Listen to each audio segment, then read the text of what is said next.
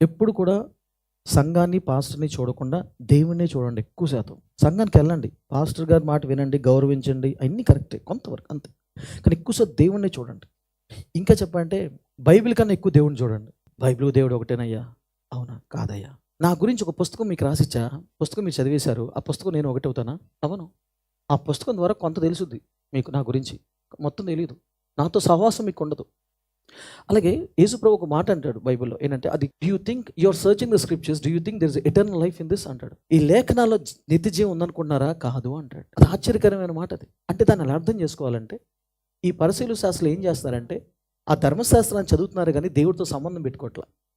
ధర్మశాస్త్రం చదివేసి ఇది పాటించాలి అది పాటించాలని వీళ్ళకి పాటించగలిగినవి పాటించి వేరే వాళ్ళ మీద మోపుతున్నారు. నువ్వు అది పాటించి ఇది పాటించదని. వీళ్ళు చేయలేరు, కొన్ని వేరే వాళ్ళ మీద తోసేస్తున్నారు. అది చేయి. ఆ నేపథ్యంలో యేసుప్రభు అంటాడు కదా, మీరు లేఖనాలు చదువుతున్నారు కానీ దాంట్లో నిత్య జీవం ఉందనుకుంటున్నారా?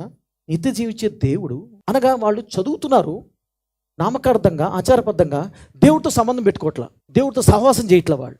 అంటే మీకు మామూలుగా ఇంకా అర్థం అవ్వాలంటే చెప్పాలంటే, ఉదాహరణకి కొడాలి ఉంది ఇక్కడ, కొడాలి. ఆ కొడాల దగ్గర ఒక బోర్డు చూశాను.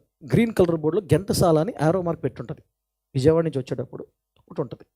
అదనే కదా ఎక్కడైనా సరే మామూలుగా బోర్డులు ఉంటాయి. గ్రీన్ కలర్ బోర్డులో వైట్ అక్షరాలు రాసి ఘంటసాల అని రాస్తుంది. నువ్వు విజయవాడ నుంచి వస్తున్నావు, కొడాల దగ్గర దిగావు, ఘంటసాల అని బోర్డు చూసావు.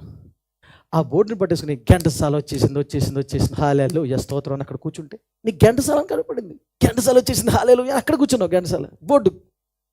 చాలామంది బైబిల్ దగ్గర కూర్చుంటున్నారు. Bible Bible Bible Bible Bible Bible చదవాలి కానీ బైబిల్లోని దేవుడు ఇంపార్టెంట్ మనకి. ఇప్పుడు ఎట్లా ఉంటుందంటే విడ్డూరు ఘంటసాల వచ్చింది అక్కడ కూర్చుంటే కాదు, అది ఏం చూపిస్తుంది? ఘంటసాల ఇంకో 5 కిలోమీటర్ల నుండి ఇటు వెళ్తే ఘంటసాల వస్తుందని. నీకు కావాల్సింది బోర్డు కాదు, నీకు కావాల్సింది ఘంటసాల. అలాంటప్పుడు ఆ బోర్డు నీకు సూచిస్తుంది ఏంటి? ఘంటసాల ఇంకో 5 కిలోమీటర్లు వెళ్తే ఘంటసాల వస్తుంది అని. అలాగే బైబిల్ ఏం సూచిస్తుంది అంటే యేసైని సూచిస్తుంది, యేసు గురించి చెప్తుంది. అప్పుడు నువ్వు హత్తుకోవాల్సింది బైబిల్నా యేసైనా? కొడాల దగ్గర ఘంటసాలని బోర్డుని హత్తుకుంటావా? ఘంటసాల వస్తావా?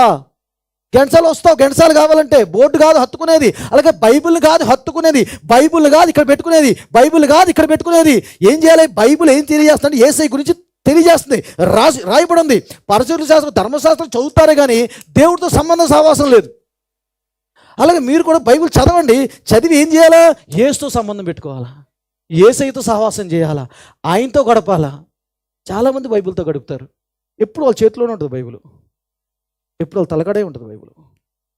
ప్రయాణాల్లో బైబిల్ తీసుకెళ్తారు. కారులో కూడా యాక్సిడెంట్ అవ్వకుండా కార్లో కూడా బైబిల్ పెట్టుకుంటారు. ఏసీ ఎక్కడ పెట్టా అది ఆలోచించండి.